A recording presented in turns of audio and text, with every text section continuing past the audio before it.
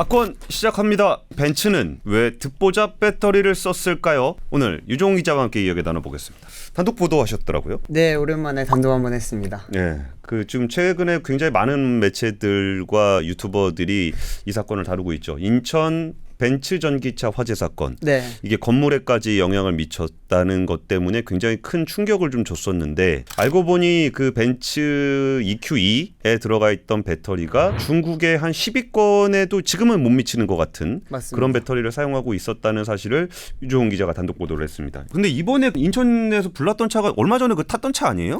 아, 비슷한 차가 맞습니다. EQE SUV를 탔고요. 아, 이번 건 세단이고? 네, 이번 건 세단이고요. 근데 제가 그때 당시에 타봤던 거는 실제로 전기차가 서울에서 부산까지 충전을 안 하고 갈 수 있냐라는 거 한번 알아보기 위해서 탄 건데, 예. 뭐 사실 저희가 벤츠한테 아쉬울 것도 없고 한번 냉정하게 진짜 이 차의 성능이 어떤지 한번 알아보자라고 해서 탔던 차량인데, 그 차량의 세단 버전이 불났다고 해서 저도 좀 굉장히 많이 놀랐습니다. 우리가 주행거리 시험을 하려고 그러는데 화재 실험을 하려고 그런 건 아니었는데. 그러니까요. 일단 취재 경위부터 좀 말씀 좀 해주시죠. 네, 사실 제가 이번 취재를 하게 된 거는 다들 CATL 배터리로 많이들 알고 있었잖아요. 그런데 이번 사고 현장을 조금 보다가 제가 알고 있었던 전기차 화재 사건이랑은 조금 다른 모습을 봤습니다. CCTV를 봤을 때도 열폭주하는 과정이라든지 특히나 피해 규모가 이번에 굉장히 컸거든요. 예. 해외에서도 이런 일이 조금 있었던 것 같은데 그런 거랑 좀 비슷하지 않나라는 생각이 좀 들었고요. 이전 사건들하고는 어떤 차이가 있었던 거죠? 보통은 이제 전기차 화재 사고라고 하면은 충전 중이거나 아니면 충전 직후에 사실 화재들이 많이 발생합니다. 충전 중에는 배터리 셀이 뭐 밸런싱하는 과정이라든지, 그리고 이제 또 충전 직후에는 이제 그게 다시 안정화되는 과정에서 어떻게 배터리에 무리가 가면서 화재가 나는 일들이 많거든요. 그런데 이번 같은 경우에는 사실은 배터리 충전 중도 아니었고 바로 주차한 직후도 아니었고 그냥 꽂아놓은 것도 아니었고 아무것도 아니었습니다. 그냥 일반 주차 자리에다가 주차를 해놓은 지 59시간이 지났는데 갑자기 불이 난 거죠. 그러니까 저도 이전에 코나 일렉트릭 그 화재 사건 취재했을 때 생각해 보면은 대부분 이제 배터리의 충방전 과정에서 사고가 많이 나잖아요. 맞아요. 그렇게 많은 사고가 났어도 대부분 이게 충방전과 관련한 사고였었지 그냥 멀뚱하게 있던 애가 불이 나진 않았었잖아요. 그거 진짜 이상하잖아요. 그래서 이걸 좀 알아보고 있었는데 언론에서는 계속 CATL 배터리라고 나왔었기 때문에 저도 그런 줄 알았습니다. 그런데 이제 피해 규모가 워낙 크다 보니까 제가 이제 당연히 정부 쪽도 취재를 했었고 업계 쪽도 취재를 했었고요. 막 이런저런 이야기를 듣다가 한 전문가로부터 이제 EQE에 CATL뿐만이 아니라 페러시스라고 하는 조금은 생소한 업체도 같이 공급을 했다라고 하는 이야기를 들었죠. 둘 다 중국 업체죠. 둘 다 중국 업체입니다. 그러면서 이 사고 조사를 지금 하는 쪽에 제가 또 집중적으로 취재를 했습니다. 그럼 이게 정말 어느 배터리인지 궁금하잖아요. 그래서 제가 이게 차대 번호라든지 뭐 현장 감식이라든지 배터리 조사했던 거에 대해서 국토부라든지 정부 쪽에 보고되는 내용을 제가 좀 확인을 할 수 있었고요. 이걸 보면서 다시 국토부 쪽에 확인을 해보니까 결국에는 페러시스가 맞다라는 걸 알게 됐습니다. 근데 일단 페러시스라는 이름 자체가 굉장히 생소할 건데, 네네. 그 페러시스는 좀 어떤 회사인가요? 페러시스는 2009년 이제 중국 장시성에 있는 간저우에서 설립된 회사인데요. 지난해 매출이 3조 한 1,800억 정도 하는 그렇게 큰 회사는 아닙니다. 그리고 이제 뭐 글로벌 규모로 봤을 땐 세계 10위권이라고 지금 많이들 알고 계신데, 이게 중국 시장을 제외하면은 한 7, 8위권 정도 되고요. 중국 시장을 포함을 하게 되면은 10위권인데 올해 같은 경우에는 이제 10위권 밖으로 밀려났습니다. 예. 우리가 흔히들 많이 보는 SNE 리서치 자료에서는 볼 수가 없는 업체가 돼버렸고요. 근데 사실 그게 뭐 페러시스라는 것 자체보다 네네. 왜 벤츠에 들어갔냐고. 그렇죠. 사실 많은 분들이 벤츠는 고급차의 대명사고 제일 좋은 차 이렇게 하면 벤츠 많이 하잖아요. 그쵸. 차는 벤츠 막 이러는 것처럼. 그런데 이제 페러시스를 넣었다라는 거는 사실은 이 회사의 지분 구조랑 그리고 이제 이 벤츠의 전략을 조금 살펴볼 필요가 있습니다. 우선은 페러시스와 벤츠의 관계는 한 2018년도부터 시작이 됩니다. 그때 당시 이제 벤츠의 모회사인 다임러 벤츠 쪽에서 이제 페러시스라는 업체랑 이제 10년 동안 170기가와트시 규모의 배터리 공급 계약을 체결을 했고요. 그리고 2020년에는 벤츠가 페러시스에 4억 유로 정도, 우리나라 돈으로 치면 한 6천억 원 정도를 투자를 해서 지분 3%를 또 매입을 하게 됩니다. 이렇게 되면서 전략적 관계를 맺은 거죠. 그러면서 이제 그때부터 이제 본격적으로 벤츠가 페러시스 배터리를 탑재할 수 있는 방안을 찾게 되는데, 그 첫 번째 차가 됐던 게 지금 이제 EQE라고 보시면 되고요. 예. 그런데 그 과정이 사실은 순탄치가 않았어요. 페러시스라는 회사는 다른 중국 업체들이랑 다르게 좀 NCM을 위주로 하는 회사거든요. 그러니까 중국은 보통 인산철을 하는데 그렇죠. 그 페러시스는 3원계 배터리를 썼다. 네, 예. 3원계를 하는데 이걸 이제 샘플을 받아보잖아요. 샘플을 받아보니까 형편없는 겁니다. 이거 쓸 수가 없는 수준인 거예요. 아, 벤츠가 페러시스 제품을 받아보니까? 네, 그렇죠. EQ에 넣기 전에 샘플을 받아보잖아요. 받아봤는데 형편이 없어서 결국은 같이 품질을 잡기 시작을 한 겁니다. 보통 그러면 공급처를 바꾸거나 이렇게 할 수 있잖아요. 그런데 지분을 샀잖아요. 그러다 보니까 이게 어쩔 수 없이 키워줘야 되는 거예요. 얘네가 그래서 결국에는 품질을 같이 올려가면서 2021년도에 EQE를 출시를 했고요. 그때 당시에는 이제 CATL과 배터리를 공통으로 지금 넣고 있는 상황입니다. 아, 근데 벤츠는 뭐 우리나라 거 안 써요? 우리나라 거를 원래 썼습니다. 사실은 제가 아까 말씀드렸던 전략 부분이 여기서 나오는 건데 벤츠는 원래 LG 엔솔 배터리를 썼습니다. 예전에 LG 화학 시절이죠. 그때 배터리를 쓰고 있었기 때문에 벤츠는 원래 NCM을 위주로 전기차를 만들어 왔습니다. 그런데 아시겠지만 이제 LG가 굉장히 회사가 커지고 공급처도 많아지고 그러다 보니까 벤츠가 자기 입맛에만 이제 쓸 수가 없게 된 거예요. 또 하나는 이제 전기차의 가장 큰 핵심 기술이 바로 배터리잖아요. 예. 내연기관은 엔진인 것처럼. 그러면은 벤츠 입장에서는 우리도 우리의 배터리 기술을 가지고 있고 배터리 업체를 하나 갖고 있으면 좋겠다라는 생각이 있었고 그러다 보니까 싼 업체를 찾는 거죠. 이제 LG 같은 경우에는 회사가 너무 커졌고 비싸고 이러니까 우리 마음대로 안 되니 싸고 NCM을 하는 곳 중에서 우리 말을 잘 들을 수 있는 곳을 찾아볼까 하다가 중국 업체 쪽을 기웃거리기 시작을 한 겁니다. 그러니까 페러시스 배터리를 단순하게 사서 꼈다라기보다는 그 벤츠가 배터리 기술을 좀 내재화를 하고 싶은데 원래 파트너였던 LG 엔솔은 시키는 대로 말을 하면 잘 안 듣고 말 안 듣죠. 그러니까 좀 자기 말 좀 잘 들으면서도 배터리 기술이 있는 회사를 찾아서 지금은 지분이 3% 정도를 샀다고 하지만 장기적으로는 뭐 아예 인수를 한다거나 아니면 그냥 사실상의 자회사처럼 할 가능성도 있었겠네요. 그렇죠. 계열사로 일단은 편입을 시켜놓게 되면은 자기들이 만지기가 좋잖아요. 그러다 보니까 이제 페러시스 쪽에 이렇게 공급 물량도 밀어주면서 그러면 회사도 커지고 커지다 보면 같이 수율이라든지 품질도 높아질 수 있으니까 같이 키워갈 생각을 했던 겁니다. 그런데 이제 페러시스가 사실은 문제가 조금 많았습니다. 이제 NCM 계열이다 보니까 LFP보다 케미칼을 만지는 기술이 굉장히 좀 중요하게 생각하거든요. 그런데 이제 중국에서 이미 2021년도 때 베이징 차 아시죠? BARC. 아, 저기 현대차 파트너. 예. 예. 거기에 이제 페러시스가 NCM 배터리를 공급을 하고 있었거든요. EU400 같은 차량에 공급을 하고 있었는데 이 차가 계속 터지기 시작하는 거예요. 그러다 보니까 결국에는 리콜을 했고 리콜 규모가 한 31,900여 대였습니다. 그럼 거의 다 리콜했다고 봐야 되겠네요. 그렇죠. 네. 거의 다 리콜했어요.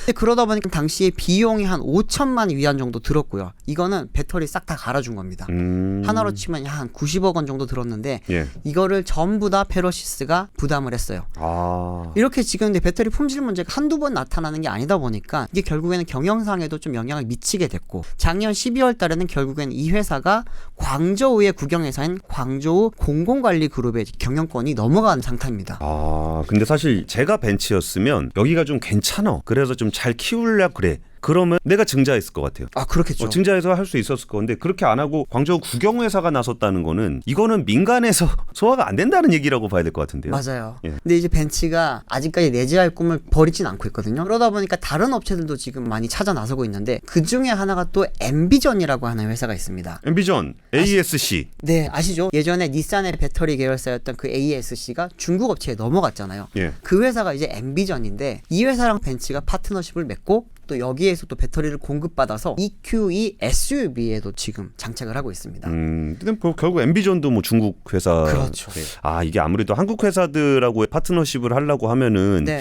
한국 회사들은 워낙 등치도 크고, 그쵸. 예, 뭐 독자적인 경영을 하려 그러니까 뭐 벤츠한테만 맞춰서 해줄 수는 없잖아요. 사실 벤츠는 그렇게 물량이 많은 회사도 아닌데. 맞아요.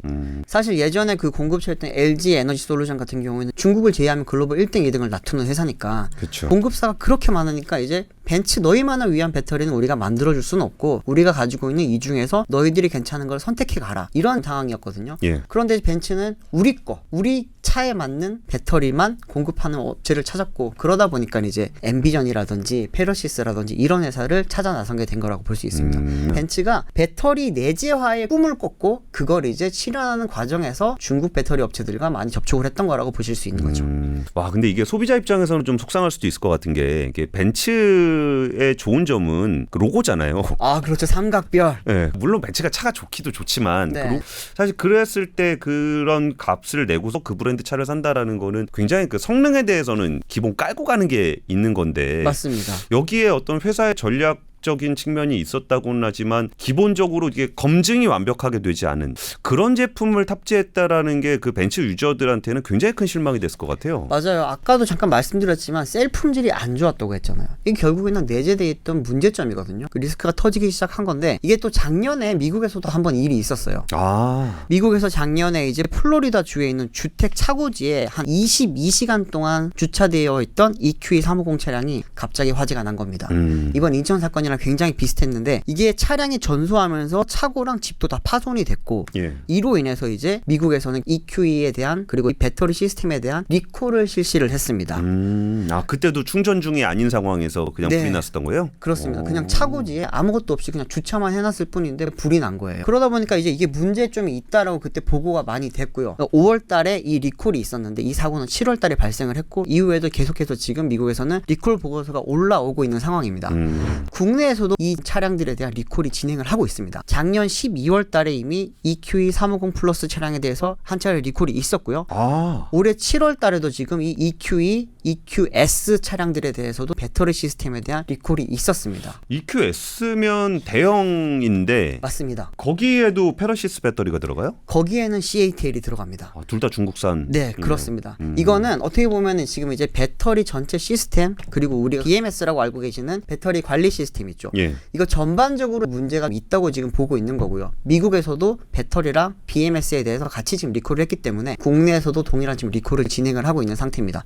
이번에 화재가 난 차량도 리콜 대상 차량 중에 하나고요. 근데 사실 이게 제가 뭐 중국 배터리를 굳이 중국 거니까 품질이 안 좋다 이렇게 얘기하고 싶진 않아요. 네. 이게 뭐 중국이 뭐 배터리 산업은 뭐 전 세계적으로 먼저 시작했고 사이즈도 크고 뭐 그래서 그런데 참 이런 부분들이 결국 발생을 했던 게 그 자동차 회사들이 배터리를 내재화를 하는 과정에서 나타난 일인 것 같아요. 네네. 사실 현대차 같은 경우도 뭐 엔솔이랑 SK 온 걸 받으면서도 자체적으로 배터리 부서를 만들어서 이제 그걸 좀 하고 있는 거는 직접 배터리를 만들려는 생각도 있을 거고 이게 최소한 기술을 확보를 해야 협상할 때도 좀 유리할 거고 그렇죠. 뭐 그런 것들을 노리고 있는 것 같은데 결국은 이제 벤츠나 다른 유럽 업체들도 배터리 내재화를 하려고 그러는 것 같은데 벤츠는 지금 보니까 분위기는 좀 안 좋은 것 같고 네. 폭스바겐도 내재화를 하죠. 폭스바겐도 그렇습니다. 많이들 알고 계시는 그 유럽의 배터리 업체인 노스볼트 있지 않습니까?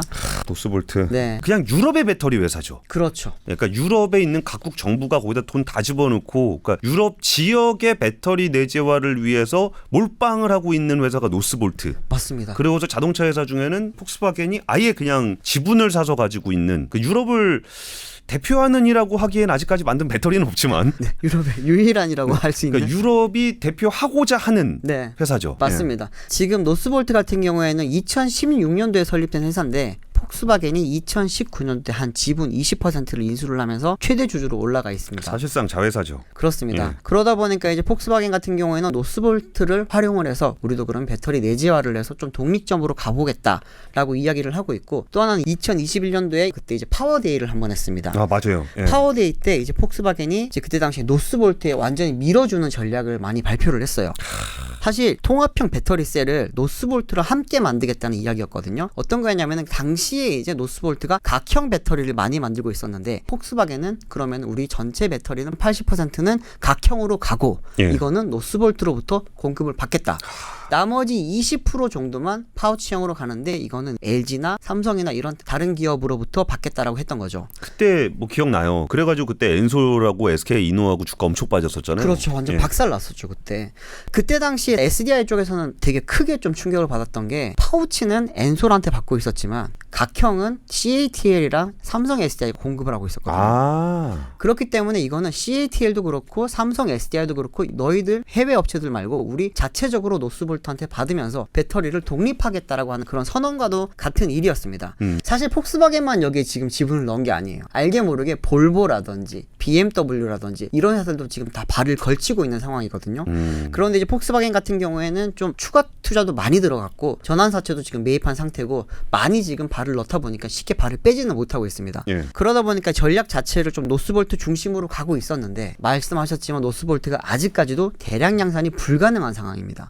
그리고 이제 수율도 안 잡히고 성능도 지금 잘 안 나온다고 하고요. 그러다 보니까 이제 우리가 기다렸던 폭스바겐의 ID2 아시죠? 작은 차. 작은 차. 네. 이제 작고 좀 싼 차, 이걸 통해서 전기차 대중화를 이루겠다고 했던 그 차량인데 이 차량 자체가 지금 생산도 그렇고 개발도 많이 늦어지고 있는 게 사실은 노스볼트 배터리 수급이 안 되고 있다는 영향이 크다고 합니다. 그러면 다른 업체들은 어떠냐? 지금 방금 잠깐 말씀드렸지만 BMW도 살짝 발을 넣었거든요. 그런데 최근에 BMW가 노스볼트에 앞서 주문해놨던 20억 유로 규모의 이제 배터리 주문을 취소를 했거든요. 이게 어떤 거였냐면은 이제 차세대 차량에 들어갈 겁니다. 전고체로 넘어가기 직전 마지막 물량이라고도 많이 알려져 있었는데 이게 노스볼트 거를 우리가 넣고 나면은 그리고 나서 이제 전고체로 넘어갈 때 그때쯤 되면 이제 자체적인 유럽 NCM 배터리와 전고체를 함께 영위할 수 있지 않겠냐라는 게 BMW의 생각이었는데 예. 노스볼트가 늦어졌죠.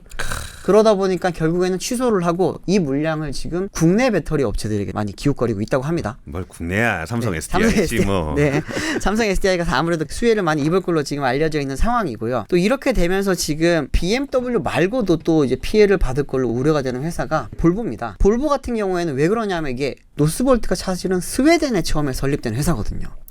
맞다. 그쵸. 스웨덴과 독일 정부가 굉장히 밀어주고 있고 또 스웨덴과 독일의 기업들이 같이 밀어주고 있는 회사인데 특히나 이제 볼보는 스웨덴 회사잖아요. 예. 그러다 보니까 자국 배터리를 쓰겠다라는 열망이 굉장히 컸던 거죠. 볼보 중국 회사라는 거 저희도 아니까 악플 안 다셔도 돼요.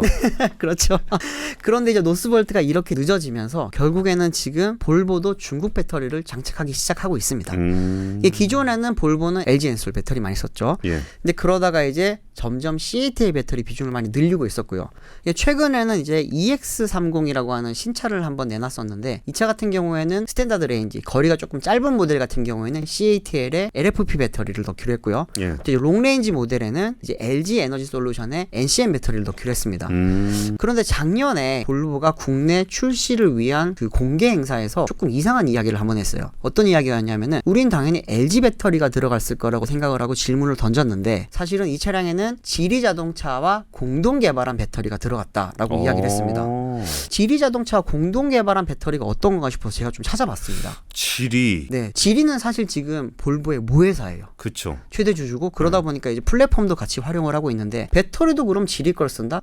그런데 지리가 배터리가 있었나? 그래서 그쵸. 제가 찾아봤어요. 찾아봤더니 배터리 팩을 만드는 자회사가 있습니다. 배터리 팩을 만드는 자회사 이름이 브램트입니다. VREMT 브램트인데 이 회사의 배터리 팩을 결국에 넣었다라는 이야기였거든요. 그래서 LG 엔솔 셀을 쓴 브램트 배터리 팩이 들어간 건가 싶어서 다시 한번 찾아봤습니다. 예. 그랬더니 브램트의 파트너사는 CATL, 파나소닉, CALB, 선우다, S볼트 이런 회사들이 많았거든요. 파나소닉을 제외하면 대부분 이제 중국 배터리 셀 업체들인데 그쵸. LG 에너지 솔루션은 없더라고요. 그러면 결국에는 브램트 배터리의 셀은 중국산 배터리 셀이 들어가 있다는 얘기고 아무래도 국내에 출시하는 그 EX30도 중국산 배터리가 들어갈 가능성이 굉장히 높아 보이는 상황입니다. 여기에 대해서 지금 볼보 쪽에서는 LG 배터리다 아니다라고 지금 정확하게 밝혀주지 않고 있고요. 지리 자동차와의 그 자회사 배터리를 장착했다라고만 계속 설명을 하고 있습니다. 그러니까 패키징 했던 회사 이름만 얘기하지 셀을 어디서 만들었는지는 공개하지 않고 있다. 네. 하지만 지금 브램트의 셀 공급 업체 중에는 LG 에너지 솔루션은 없다라는 건.